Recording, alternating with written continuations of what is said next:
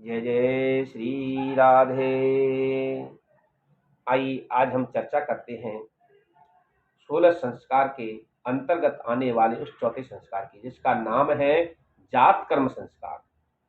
और जात कर्म संस्कार प्रत्येक व्यक्ति को करना चाहिए।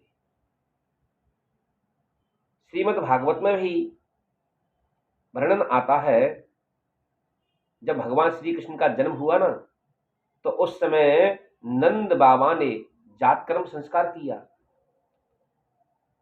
वो 10वें स्कंद के 5वें अध्याय में वर्णन है, नंद स्वात्मज उत्पन्ने जातः लादो महामना आहु विप्राण वेदज्ञ सुचिना स्नाता सुचिरलंकृता। तो कहते हैं ब्राह्मणों को बुला करके, आहु विप्राण वेद ज्ञान, वैराग्य ब्राह्मणों को बुला करके उन्होंने उस समय और संस्कार किया। तो ब्राह्मणों ने आकर के स्वस्ति वाचन बोला कि वाच्यत्वा स्वस्तेयनम जाति कर्मात्मजस्य वै कारयामास विधिवत् पितृदेवार्चनम तथा। तो कहते हैं वाच्यत्वा स्वस्तेयनम जात कर्मात्मजस्य वै कार्यामास विधिवत पितृदेवार्चनम तथा। देवताओं का पितरों का अर्चन किया और वह हमको भी करना चाहिए। तो जब बालक का जन्म होता है ना, उस समय उसके गर्भ की शुद्धि के लिए, जो गर्भस्थ जो शिशु था ना, क्योंकि माता ने जो आहार लिया ना, उस आहार से उसका पोषण हुआ उस बालक का। तो उसके लिए कहते हैं, शास्त्र में कहा गया है कि गर्भाम्बुपानपो दोषो जातात् सर्वोपि नश्यति। वह गर्भ के दोष के लिए, जो गर्भ का दोष था ना, उसकी शुद्धि के लिए बालक के लिए संस्कार करना चाहिए। अब बात है यहाँ बालक का अथवा बालिका का करना चाहिए। तो कहा गया है कि लड़की का नहीं, लड़का का करना चाहिए, जातका का नहीं, जातक का करना चाहिए। तो शास्त्र में लिखा हुआ है कि जातस्य कुमार्यास्याः छिन्नायाम नाड्याम मेधा जनना इष्ये करोति।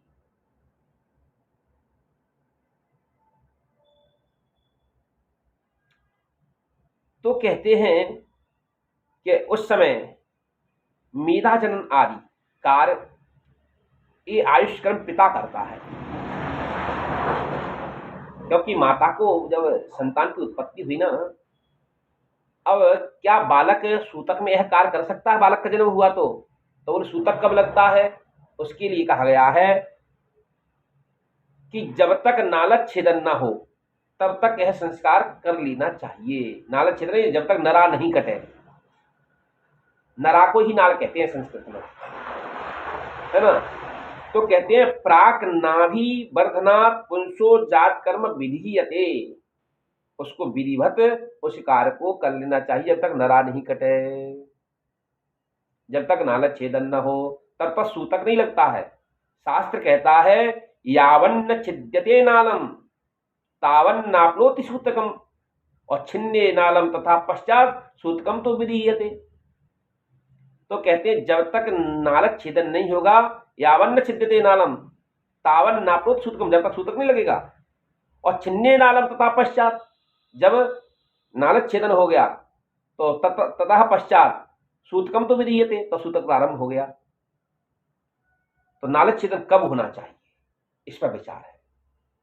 शास्त्र में कहा गया है कि 6 से 8 घंटे का समय लेना चाहिए, इससे पहले नालक छेदन नहीं होना चाहिए।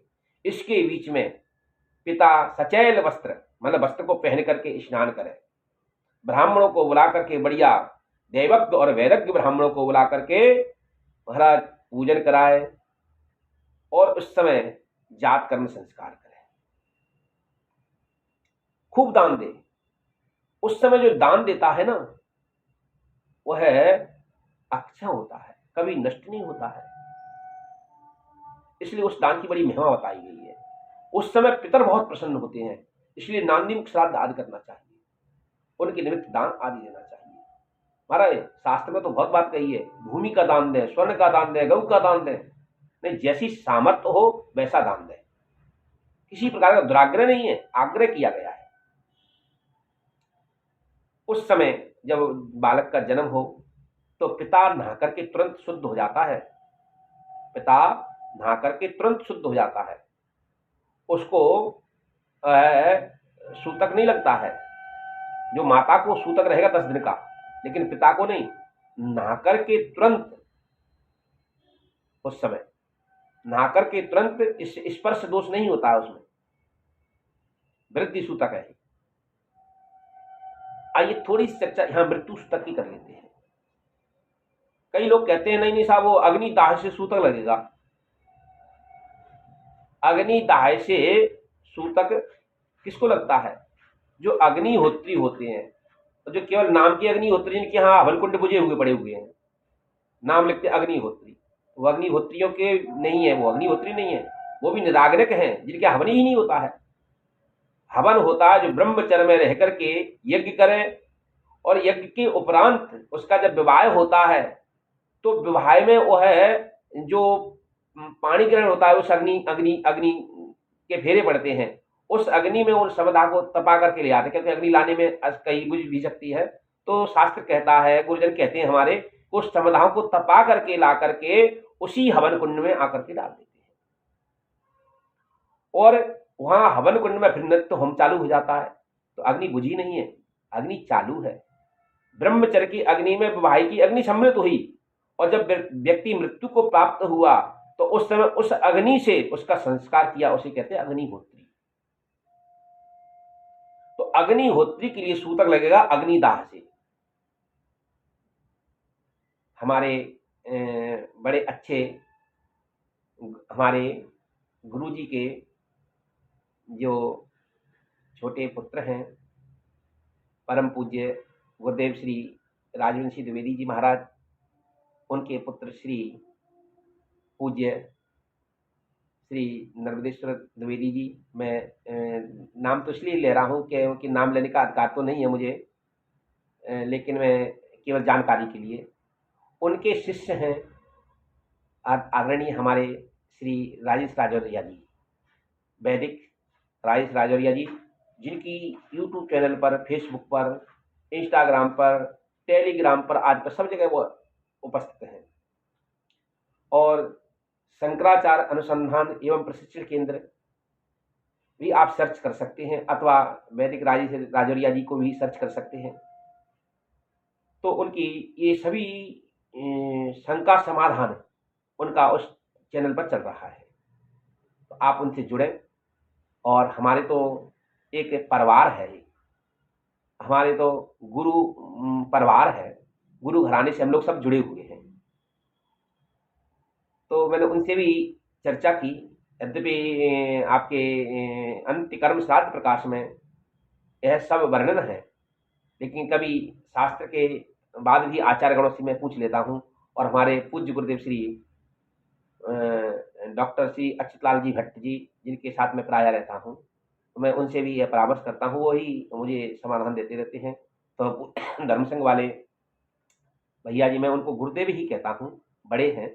तो जो गुरु हो सो गुरु, जो बड़े हैं सो गुरु।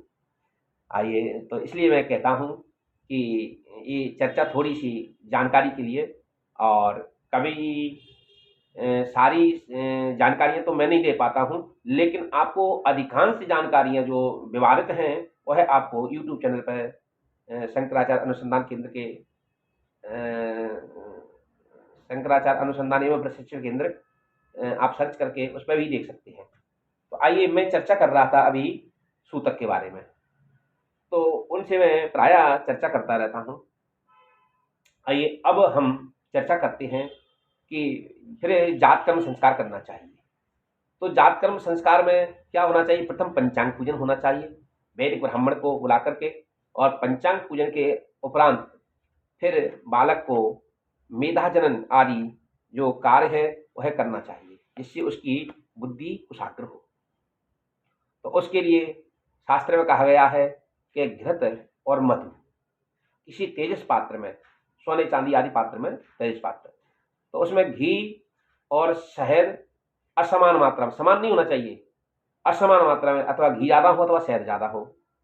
और फिर अनामिका उंगली से स्वर्ण के सहित उसको बालक को चटाना चाहिए।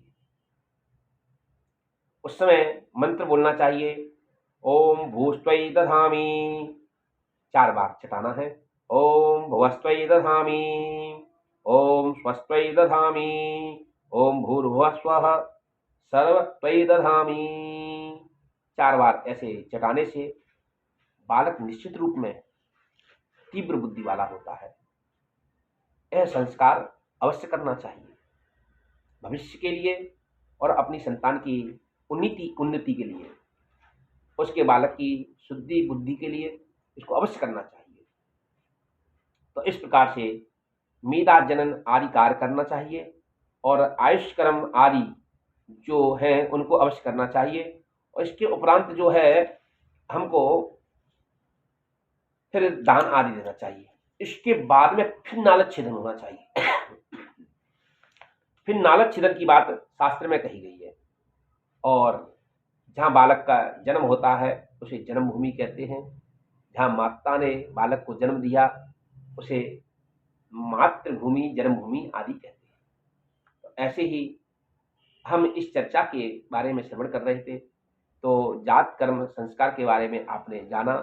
क्योंकि सारी जानकारी तो बहुत विधि है उसमें, तो उसको हम नहीं कर सकते हैं, लेकिन कुछ जानकारी के लिए यहाँ बात कही गई है। इसलिए ऐसी ज्ञान की चर्चा से जुड़ने के लिए आप ज़्यादा से ज़्यादा सब्सक्राइब करें और शेयर करें, स्वयं भी लाभान्वित हो और दूसरों को भी लाभान्वित करते रहें।